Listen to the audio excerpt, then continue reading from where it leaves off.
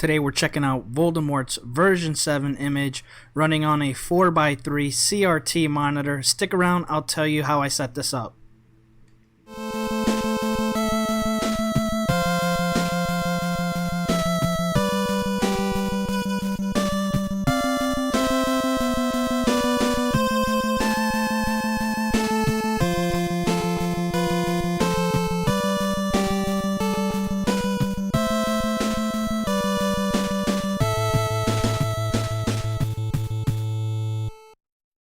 Hey folks, thanks for coming back. This is Level 1 Online, and in this video I'm going to talk about a RetroPie image I recently downloaded.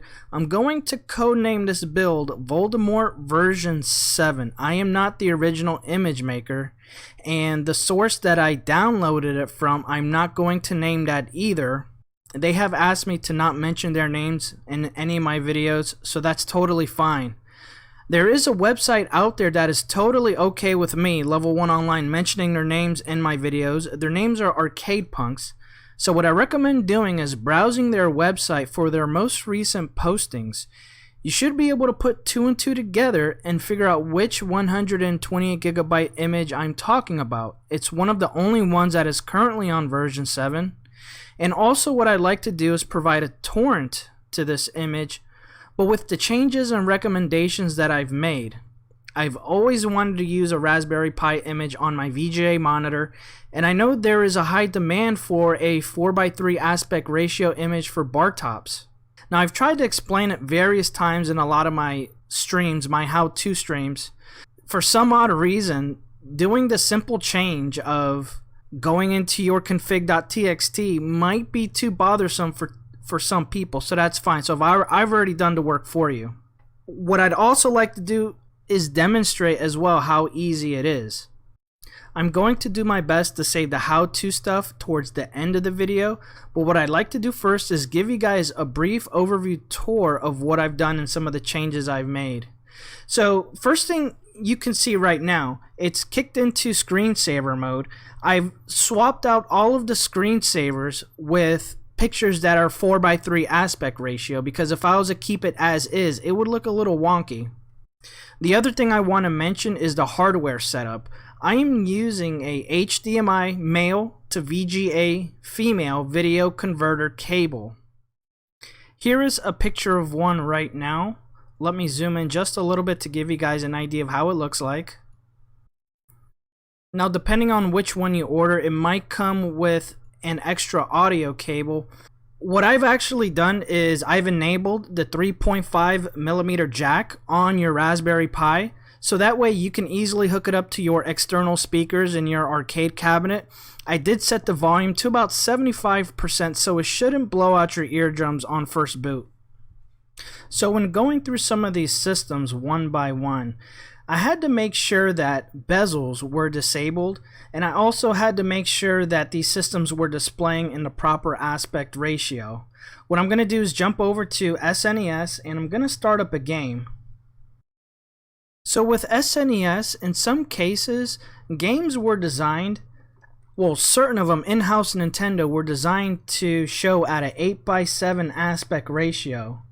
But for the intentions of this image, because I've designed it to go into a bar top style cabinet, I just set it to a universal setting of 4x3 for everything.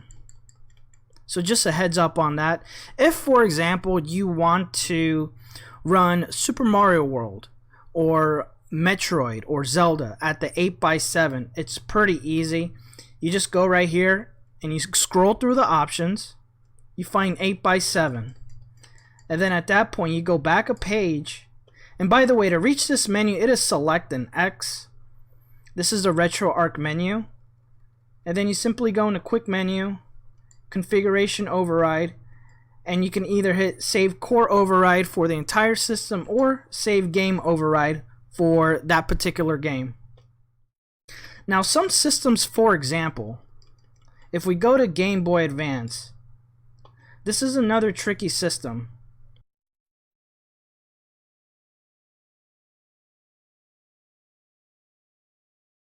So on a system like this, we want to keep this to core provided. We're going to let the core dictate the aspect ratio. From what I remember, Game Boy Advance uses a 3:2 aspect ratio. So we're putting a 3:2 aspect ratio image inside a box of a 4:3, and it should look pretty good. So now that I've covered that, I do want to mention one quick thing. Just because I'm creating this for like a bar top style cabinet with a pick up and play type feel to it, I do want to remind you guys that this is just a hobby. We're just doing this for testing purposes. Please do not sell these images. And I've talked to a lot of image makers, and they get very upset when they go under Facebook or they go under eBay, and then they see all of the work that they've poured into making this, and then somebody is trying to flip it and make an easy buck. So while checking out this image, there was a few tweaks and adjustments that I made. The one thing I did make is I disabled the background music using the background music script. There's a whole host of scripts in the setup menu, which is located right over here, RetroPie. Tons of scripts. I only recommend going in there if you know what you're doing. But I did disable it because I noticed that it would conflict with these snap videos because these have music that play as well. Another thing I noticed with a lot of games is that they had something called bilinear filtering. I made sure to disable that as well. A lot of people don't like that. A lot of people actually prefer the pixelated look. Now, the one situation where bilinear filtering can be advantageous to you is a game like Ninja Gaiden.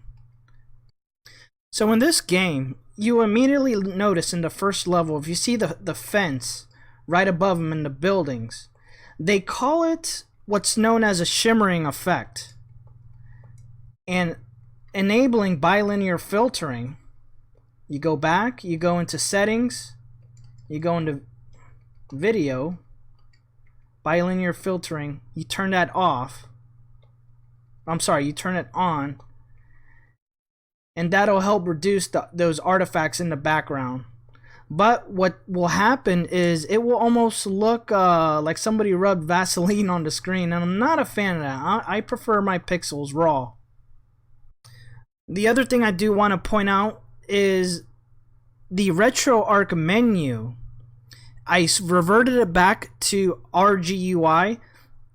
For some reason, they changed it to the XMB, the style that looks like a PlayStation Portable. I'm not really a fan of that. I've already grown accustomed to the green layout. Some people prefer it as a refreshing change. If that's what you prefer, definitely go download the original. The other thing I disabled as well is the autosave. So as you can see, I went back into that game, and now it started me back at the beginning. The other thing I've also disabled is run command. I deleted those launching images. I just want to launch the game and hop into the game as soon as possible. I don't need a loading screen to remind me what I'm about to play. There wasn't loading screens back when you were playing regular Nintendo. I don't understand the reason for integrating loading screens right now. The other thing I want to mention is I did remove Dreamcast and N64. My take on that is Dreamcast does not perform the way I'd like it to. I have an actual Dreamcast. I know how games are supposed to look and feel and run. Nintendo 64, I hear too many issues. The games that I did try out, it did not look the way I would have liked it to look. Games ran somewhat medium speed, but I heard a lot of popping and clicking, and the controls were a pain to configure, so I just removed those ROMs. I saved a bunch of space. This image is actually about 107 gigabytes. And in going through some of the lists, I went to PlayStation, and when I was testing out the PlayStation section, it's pretty standard to have Mega Man X4. And I noticed that it was missing. They only had Mega Man X5. So I took the initiative and I added X4. I made sure that the video snap is playing. The other thing I want to point out, if you haven't noticed, the theme that I'm using, this is the comic book theme, the 4x3 with the wheel art. So what that means, if you see at the top right, you will see the game's logo. You see how it says Broken Sword at the top right? And then it has the system title at the top left. So this theme was made by TMT Turtle Guy. Shoutouts to you. This is probably one of my favorite themes out there. The other thing I want to point out, I did have to make a change to the theme itself. So I actually had to go to his GitHub, download it. The CPS2 and the CPS3 logos were flip-flopped. So I had to manually adjust that. The other thing I did notice that in the CPS3 section, the two Street Fighter 3 games, in other words, regular Street Fighter 3 and Second Impact, were missing. So I made the initiative and I added these games as well. So now you got the whole CPS3 collection. Originally it was just 4 games that were listed in here. The other thing I want to point out, that within your arcade section, you might run into an issue with Afterburner. Let's go ahead and load up Afterburner. So if you're using a controller style like me, I'm using a Logitech, old school Logitech with no analog sticks.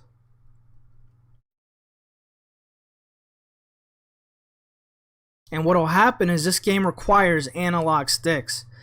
And if you don't have one, when you try and move your thing around, your airplane, it's not going to move. So let's hop over to the computer. I'm going to show you really quick how to do this. Alright, one of the easiest ways for me to do this is to get on my computer, make sure my Raspberry Pi is networked in with my computer, and I should see it on my network. So here's RetroPie. You go right here to Configs. You go right here to All. You go right here to Retroarch. It should be right here in Auto Config. And I put a little README file with the code that you'll need. You're going to need these 4 lines of code. Just copy that. And then you're going to find your controller configuration file. Go ahead and open that up. Scroll to the bottom. Start a new line. Go ahead and paste. There's your code right there. We're going to hit save. We'll close it out. And then at this point we can reboot our game. And it should work. So as you can see, I'm now able to move my plane. The last thing I'm going to cover is how to manipulate your video output. Let's say, hey, I like this. I want to maybe put it in a 16:9 monitor. Or, hey, level 1 online, the resolution is too low or the resolution is too high. The particular monitor that I was using, that old school CRT monitor from around like year 2003, usually the minimum they would support is 640 by 480, maximum usually around the 1024 by 768 range. Some of them can even go up to 1600 by 1200. So what I want to do is give you guys a brief refresher. I'm going to put the link in the description, and I want you guys to bookmark this because there is a very important chart that you need to look at.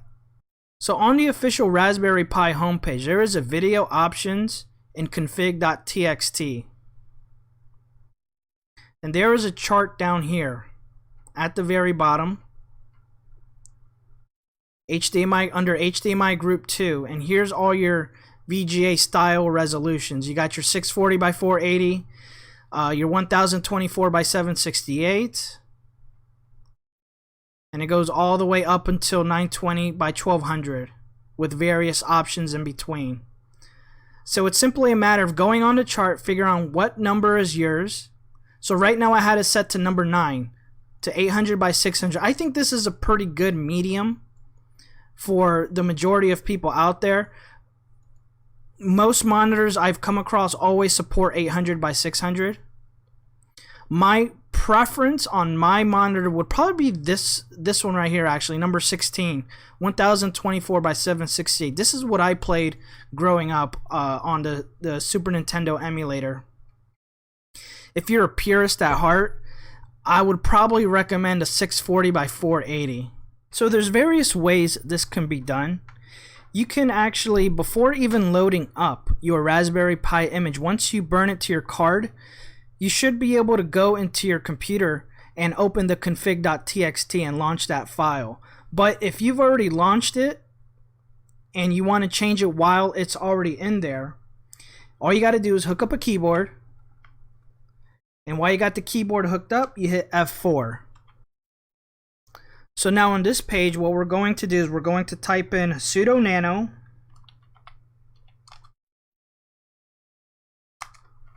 a slash symbol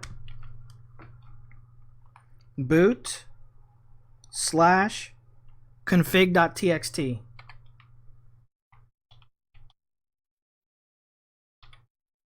And then push enter.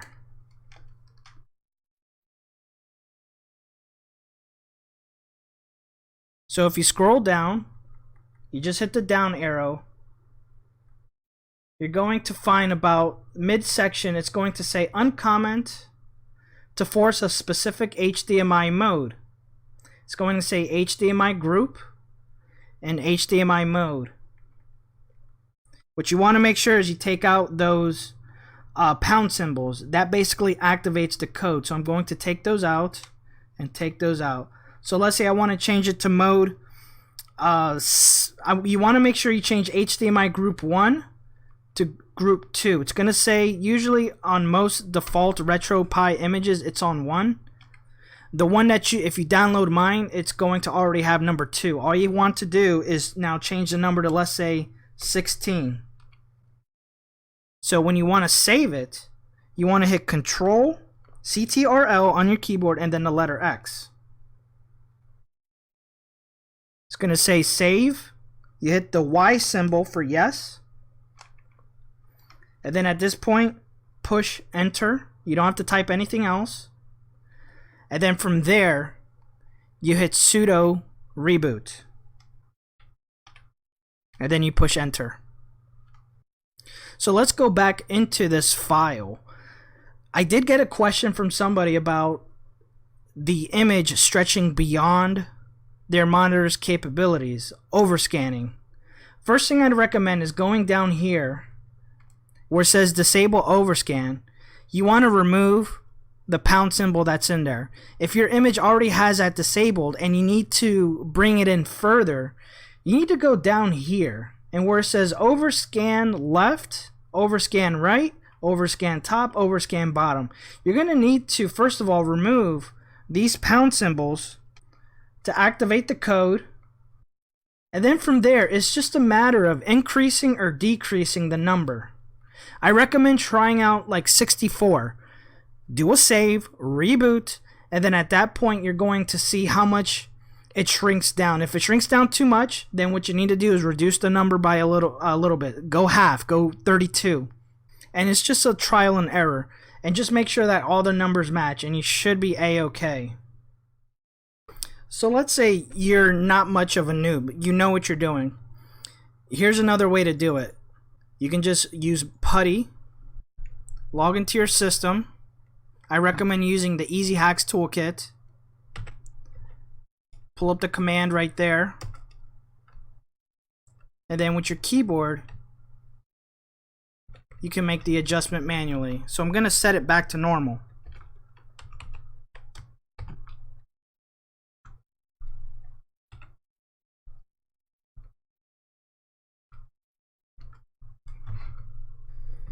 Alright, so closing thoughts on this image. I mean, what can I say? It's 128 gigabytes. It has a lot to offer. You're going to get lost in this image. A few things I recommend experimenting with is the game collection settings. You can go down here and you can enable various collections. Me, for example, I enabled the ones that I consider important. Obviously our CPS 1, 2, and 3. And then our major characters, our Mario, our Mega Man. And the theme that I have installed, it complements it really nicely. Sonic. There is not a Zelda section. What it'll do, for example, like a Zelda, and let's enable Castlevania. It's going to create a totally different section called My Collections. And Castlevania and Zelda will be right there. Also, if this theme is a little too flashy for your taste, there is another theme. You just hit the start button, UI settings, theme set. There is one I did find that looks pretty cool with this. It's called CRT. It's very dark colors, very discreet. It does the font is big. It does support video snaps. And I did also reinstall, because it was uninstalled, the Carbon theme. So this is a very solid theme. There's so many videos that I see about RetroPie, and not many people deviate from this one right here, because it supports almost everything. The collections, if you go in here, you'll get your Castlevania, your CPS 1, 2, 3, your Mario, Mega Man, Sonic. Other than that, as far as any other thoughts and reviews, what I think, I was very much impressed with this right here, Quake. Like, I've never deviated from, I normally don't deviate from like Super Nintendo, Genesis, Neo Geo, but right here, Quake. So when I start this up, I was expecting to get stuck because I don't have a keyboard and mouse attached. Good news is that this does support our controller. And this looks and plays amazing, and I was very much impressed.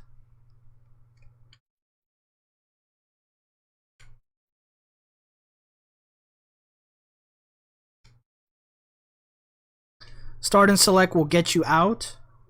Another section that I'm not familiar with is the Scummvm section. He's got 52 games. And I played some of these types of games growing up. And this is another section to get lost into. I did notice, for example, with Daphne, I don't see Dragon's Lair 1. I don't know why Dragon's Lair 1 was left out. Here's Dragon's Lair 2. Space Ace, Super Don Quixote. Okay. Game & Watch was a pretty fun system that I played with. The game I played growing up was Egg. So let's load this up. So when you go in here, you can hit the select button and it'll zoom in or go back.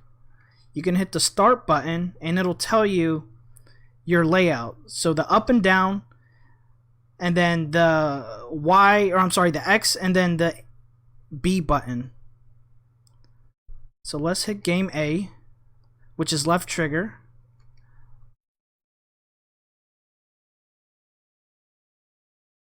Now remember, playing this in grade school, it progressively gets harder. And it looks really great. Whoever designed this is amazing. And the cool thing is that it uses the RetroArch.